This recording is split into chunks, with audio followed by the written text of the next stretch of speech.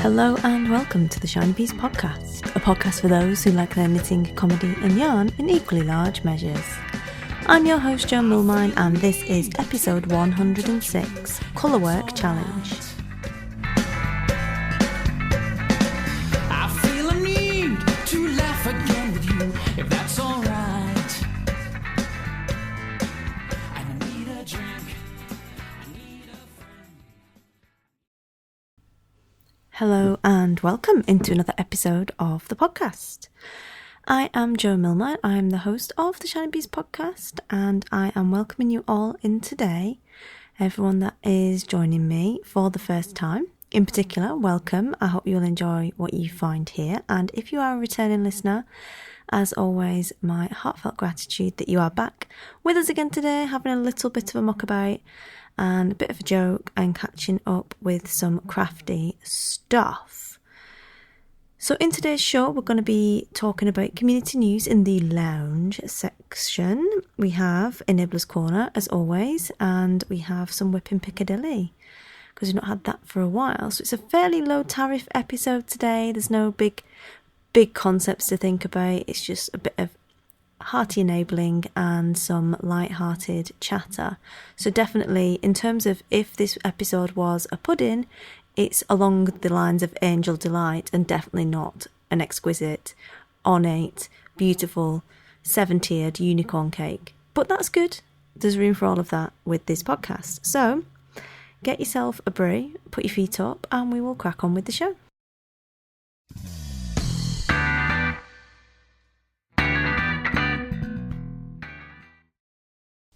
So community news section, the lounge area, which is where we have our little catch up for the week as to what's been going on within our community and any upcoming events or things that are going on that you might want to know about and potentially join in with. As I've mentioned in the last few episodes, I do have a new Facebook group for the podcast. We're at 300 and odd members in there now, and it's quite fun. Quite low tariff at the moment again. We're just chilling out, doing a bit of active stash exploration together, asking a few questions, getting a bit of help, and it's fun. And I'm meeting lots and lots of people who are listeners, long-time listeners that I've not had a chance to speak to before, which means I'm really enjoying that as a platform. And it's making it easier for me to talk to new people that have been listening for a long time and I've never actually got to meet yet, which is really good. I know some of you are a little bit disappointed about the move away from Ravelry. That group is still open and I will update it when I get a chance, but it won't be the first priority as it has been in the past, just because I think that from what people are saying, Facebook is much easier for them. Like I said before, just download the groups app and then you don't have to deal with the feed all the time on your phone or on your smart devices. And also if the notifications are too much, you can adjust the number of notifications you get as well. So it's a nice easy way to manage all of that. And it is definitely a thing that Ravelry is much harder to use on devices than any other platform, and I do believe that is the reason why people don't use it as much, and because it's become a bit of an angry place recently, and it's not just me. I've talked to a lot of people about this and they've all said the same thing. It is a little bit like I hide from a lot of the groups anyway, especially any that get a bit angry, but it just feels a little bit tense there. And not that Facebook is much better, but my advice to you is clear your feed of anything apart from trampoline and T-Rexes and your life will improve dramatically. But I definitely feel that Ravelry is not the warm and fluffy place that it was at one point anyway. And of course they don't have any trampoline and T-Rexes, which means they're further down my list because everyone loves a trampoline and T-Rex. It's not a real one, obviously, they're extinct, but it is a man in a T-Rex suit and it shouldn't be that funny, but it is. It's a bit slapstick, love it. I'll have to get some videos and put them in the group to cheer you all along. It's always good to have some funny videos. So that's when the majority of our stuff is going on at the moment. I do pop in there every few days and catch up with welcome messages and things. But if you do want to come and join us, the group is facebook.com/groups/shinybees podcast community.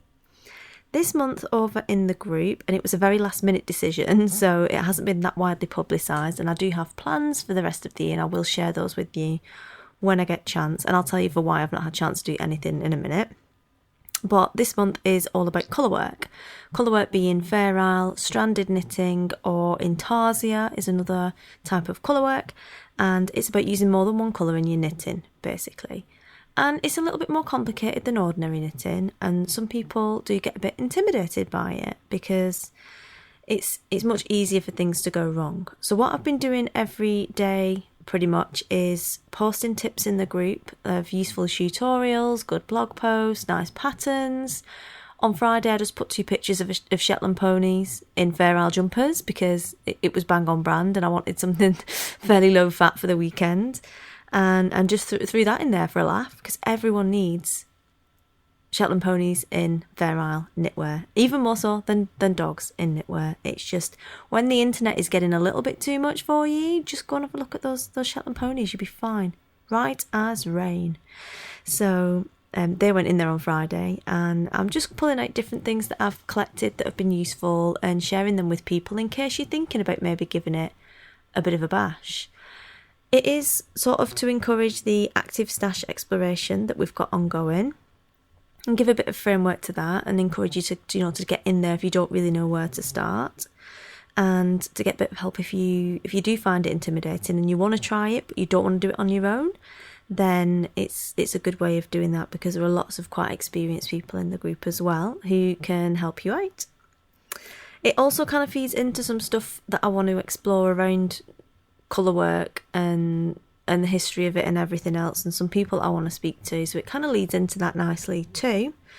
But it's just mostly in terms of let's get our yarns out and let's see what we can match up, and those single skeins that aren't big enough to make what we want anymore because there's only so many shawls you can have and we want to match them up with other things. What can we do? What can we make? So that is the Colourwork Challenge. It's in our Facebook group. The hashtag for that is ShinyBees Colourwork Challenge if you want to join in elsewhere on Instagram, etc.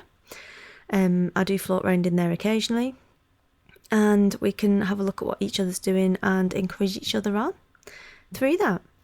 So that is our challenge for February. It's called 28 Days Later. It's got nothing to do with the actual film. It was just like, it sounds quite catchy. I'll do that. I'll call it that. But it's something a bit different, to get you in there and trying stuff. Also, following on from the last episode, which was a couple of weeks ago, the Pussy Hats made the cover of Time magazine in the States, which I thought was really cool. I liked the very sinister photo on the front with the big shadow and pointy ears.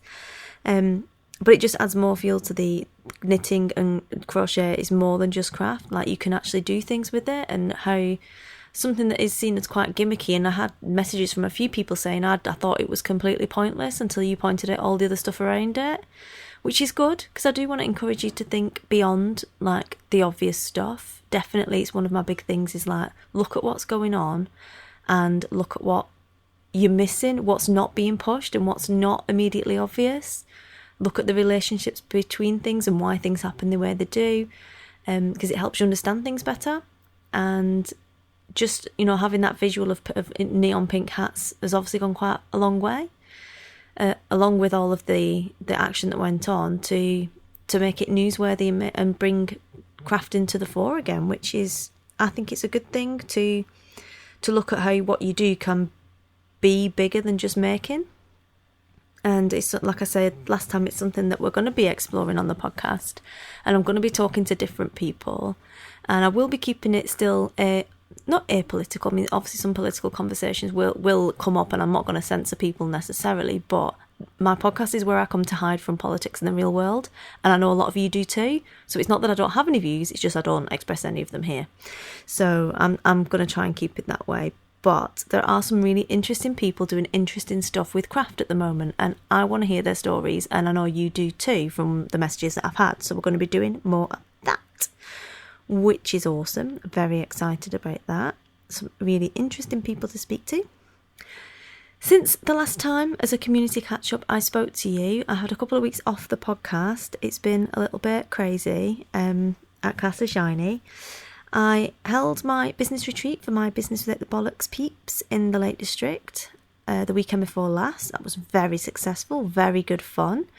very productive. Lots of really confident and well-planned ladies left by the end of the weekend, which was really, really good. I love bringing really witty, clever ladies together and seeing what happens when you do. And obviously massive fires. It was like 3 fireplaces full of fire. It was good. Love that. But the reason why there weren't any podcast episodes around that is because we had a little bit of a dramatic week in terms of the mill miners and the millmobile, shall we call it? The millmobile. His name is Norman. I have a McGann. His name is Norman. McGann Sports Tourer, which it makes it sound fancier than it is. It's basically an estate. I have kids and cars and a roof box, and that's all I'm saying. I'm not cool anymore. Used to have a Mini Cooper S. That was when I was cool. I'm in my 30s now. I'm not cool.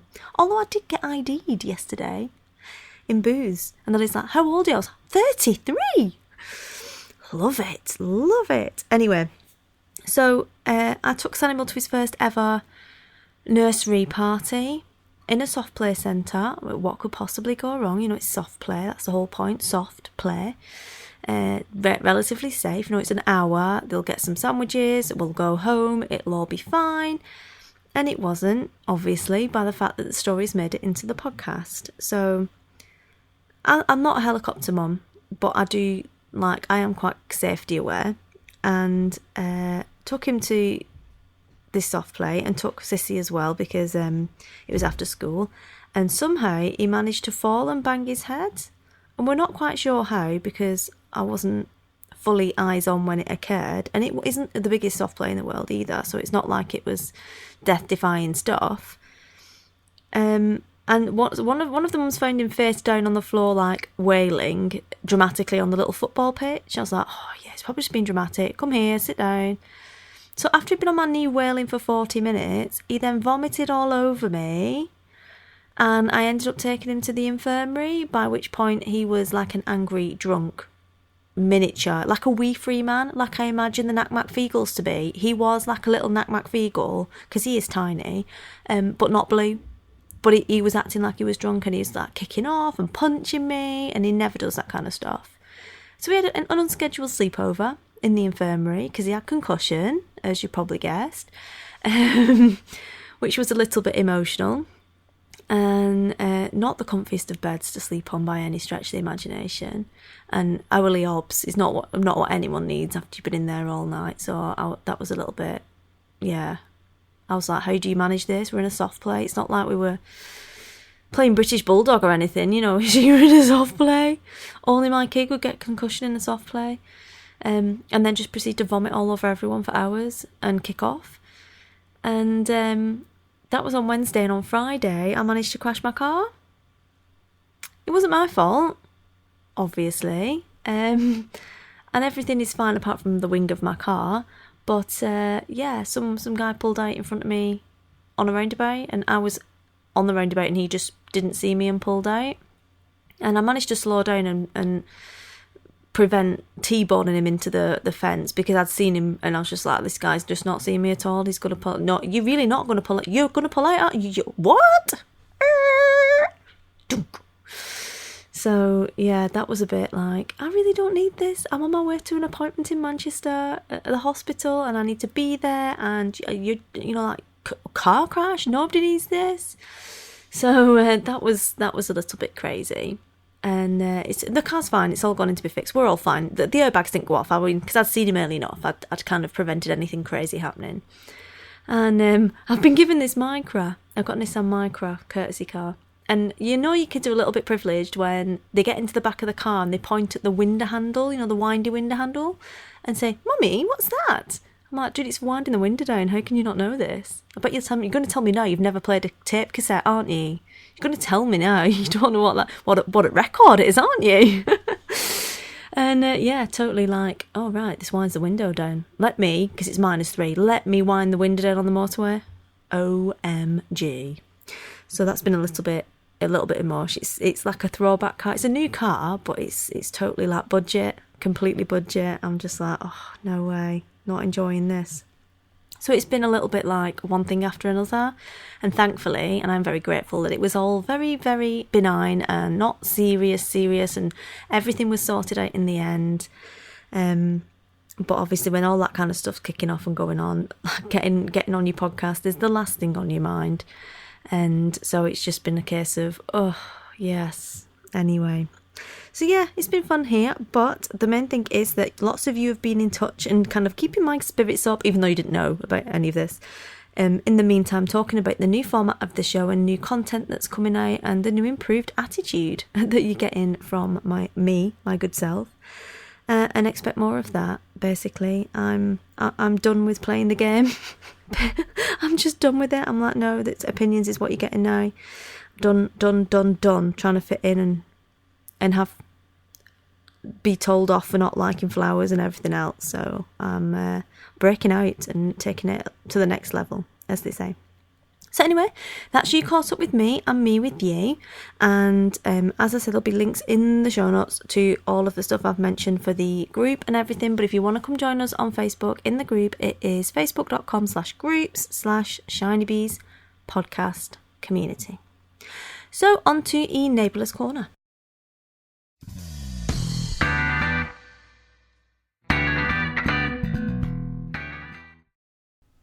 This week in Enabler's Corner then, I have two completely non-related to knitting things for you, because I like to mix it up a little bit, be a rebel and all that kind of stuff. So the first one I have for you, the first thing that I'm enabling you to, is Ginger Rainbow and her Fab Dab Dabby Dozy Doodles.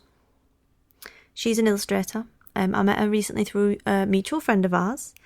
And she's super, super witty, like really witty. And she's got this brilliant way of capturing observational humour in cartoons.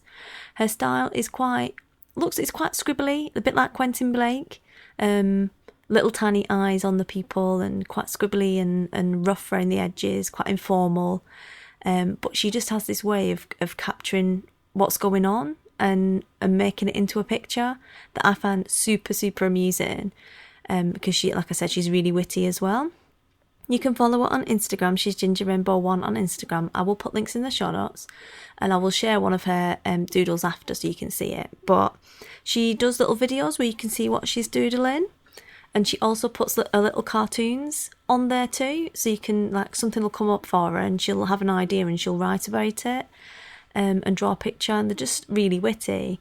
And she drew me a picture of a man bun person. So it's a hipster with a randomly ginger in parts beard and a man bun, and drew it and sent it to me, and it's really cool. So if you like a little bit of observational humour and you like your cartoons and your drawings, then she would be a great person for you to check out. And I will link to her in the show notes, but it's Ginger Rainbow 1 on Instagram. She does have a shop where you can buy cards and things on Etsy, and I will also whack that in the show notes too, because she has some really funny Valentine's cards at the moment in that are not like your sickly "oh I love you" Valentine's cards. They're quite quirky and funny, which is always good. And my second, completely at a 90-degree tangent to that and the knitting, is hashtag Hotel Room View, which is a hashtag that's run by one of my friends, Bexx, and she's also started a Tumblr on it as well, at my encouragement. Totally encouraged her to do it. And her job involves travelling around a lot, so she's always in different hotels for her work outside of knitting. And so she'll put pictures of the hotel rooms up. It started months ago and she'd just put a random picture up. And for some reason, I found this massively intriguing and really nosy. Like, I always want to know where she is. And I've now got to the point where if she puts a hotel room up, I can guess which city she's in, and sometimes to the hotel, because I've been following her for that long. It's random. They're just pictures of hotel rooms. There's no one in the picture. It's just the hotel room. But there's something quite addictive about it, in the same way there's something quite addictive about looking at houses on Rightmove and looking at real estate listings and nosying through the pictures to see what people's houses are like. There's also something equally addictive about hashtag Hotel Room View. So you can find her on Instagram, and she's under that hashtag of Hotel Room View, and she's also done a Tumblr, and I will put a link to those in the show notes for you too. If you just like a bit of mindless, like, I wonder where she is today, then that's where you find out. I love it. I'm not even sorry. I don't even know why I like it. they're just hotel rooms.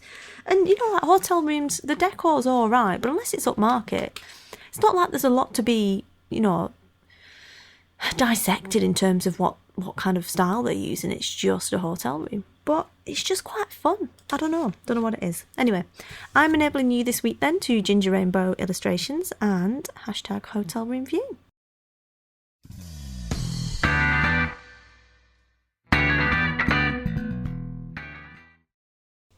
Wippin Piccadilly.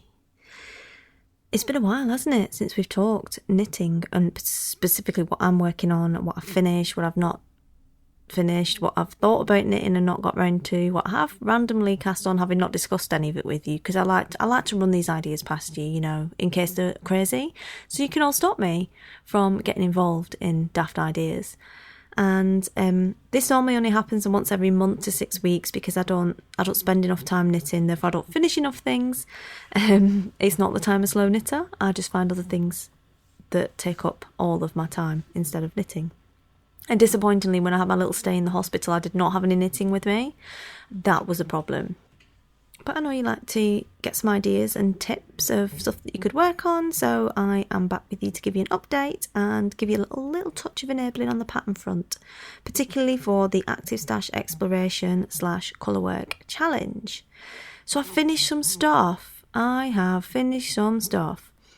was working on Spindrift, which is a pattern by Helen Stewart for a semicircular shawl. It's quite a basic pattern with a couple of rows of eyelets along the bottom kind of curve to add a bit of interest, and I was working this in the Knitting in France cash sock, and it was in the colourway Birds of a Feather, which was an exclusive for the Golden Skein, and in the autumn quarter of last year. And lovely yarn, and it had some lighter white colours with some pale pinks and then some flashes of red, blue and purple, so I needed a pattern that would be fairly receptive to that and not have too much about it in terms of texture and everything else, because it would be competing with the colours on the yarn. So I went for Spindrift. It is a free pattern if you join Helen's newsletter. So if you've not knitted shawls before and you don't really know where to start, this would be a good place to start, because if you join her newsletter you get the pattern for free, but she also has created a mini course that helps you along knitting your first ever shawl. So it's definitely worth checking that out. And dead easy pattern, you know, it's a proper no-brainer. Her pattern system she uses is really clear and quite addictive. It's kind of heavy on the printing because it's done out line by line and the percentages are worked out, so if you can compare how much yarn you've got left to how much percentage you've got left to knit and all that kind of good stuff.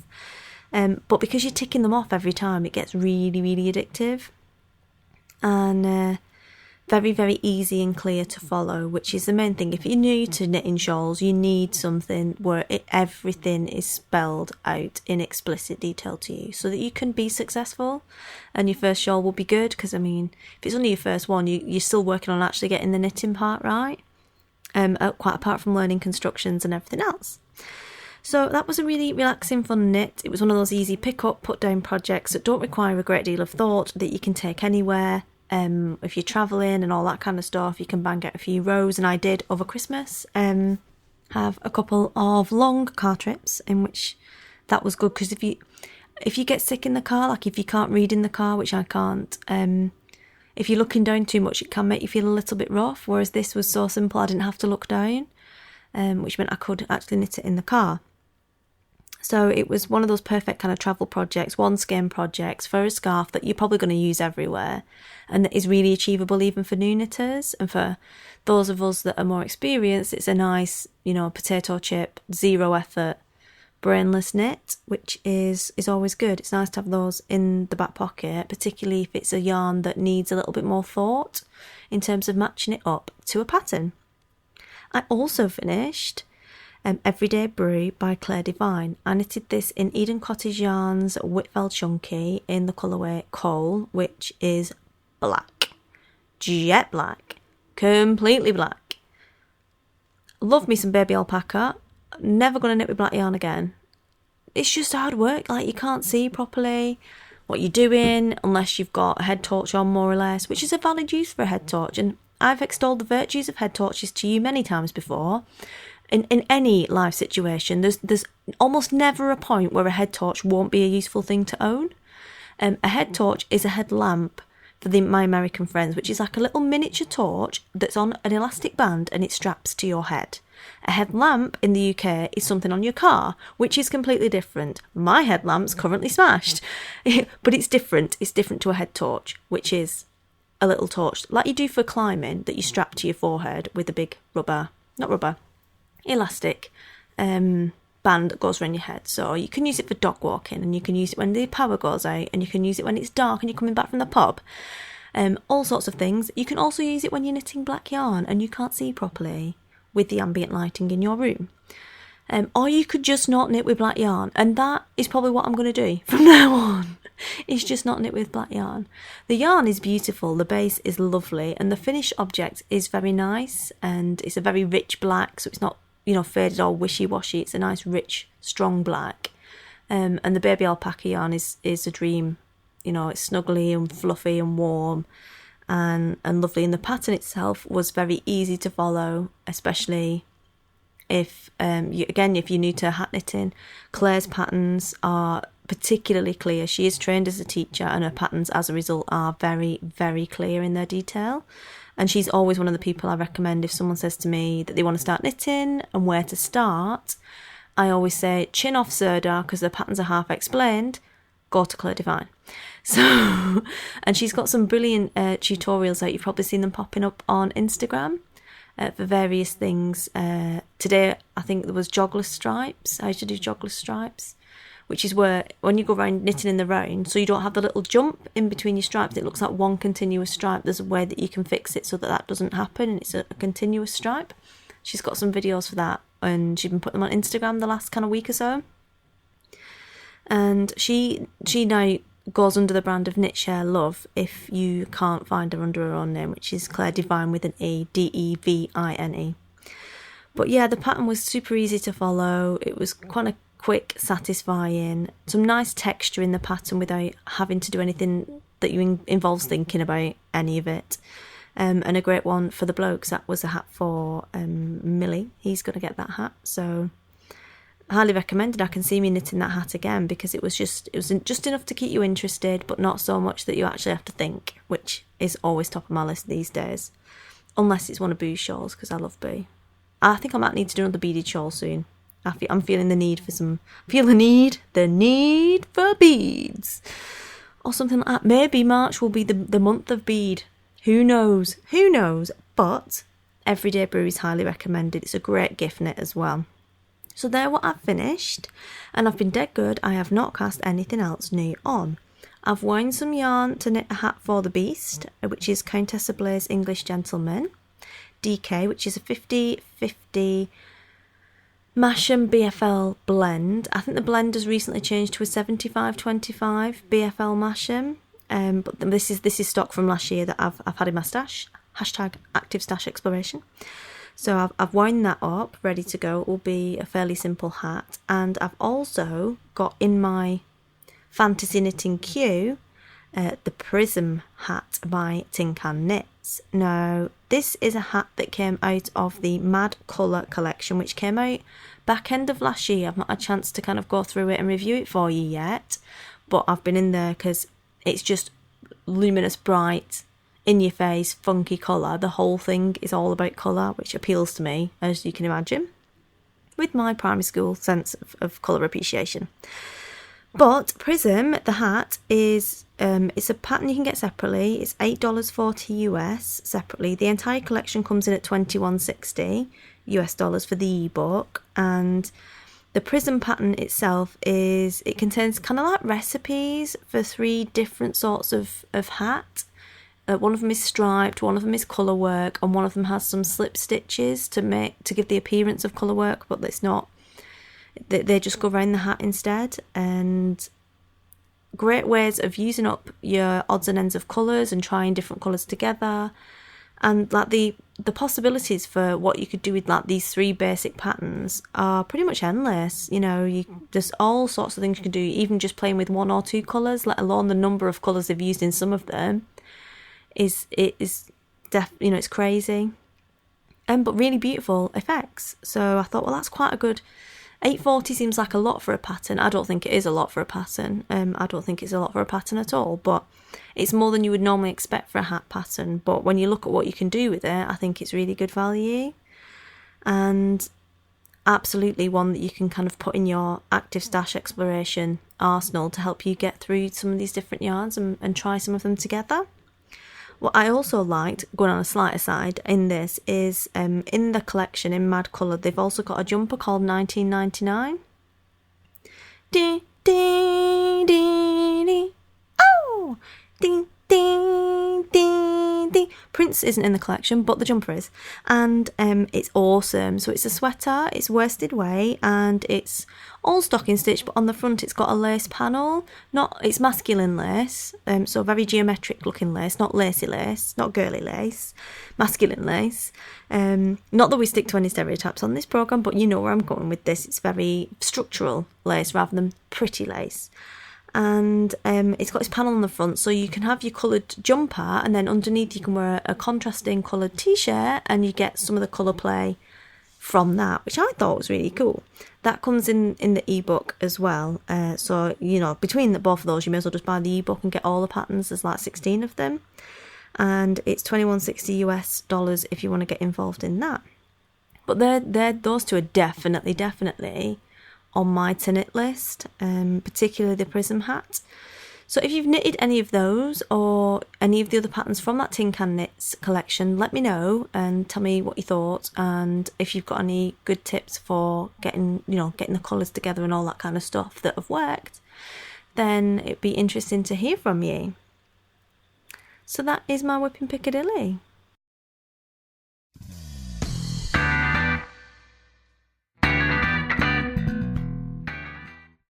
So that is all we have time for this week. I hope you enjoyed the show. As I promised, the angel delight of podcast episodes for you today. Very low tariff, very low emotional involvement required from you, as a kind of leading back after a couple of weeks of quite crazy stuff, to be honest. And who knows what next week will bring. Will it be a 7-layered unicorn cake of wonder? Will it be a massive Baroque amazingness structure, cake boss style, or it might just be a little angel cake, you know, or a Battenberg. Love a bit of Battenberg. Who knows what we'll get. But in the meantime, I hope you'll have a great week. Happy crafting, and remember to come join us over in the group on Facebook and say hello at Shiny Bees Podcast Community. Speak to you all again soon. Bye.